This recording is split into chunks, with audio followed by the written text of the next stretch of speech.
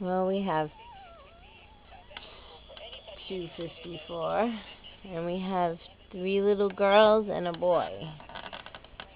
The boy was born first, and the last one that was just born was a little tough. I had to kind of stimulate her, but they're all eating nice, and she gave me a little scare, this one, but she's okay.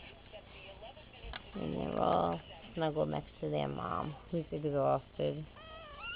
And I'm not sure, I think she might have another one in her. She's pretty big. And the way she's acting, maybe she could possibly. So, to be continued.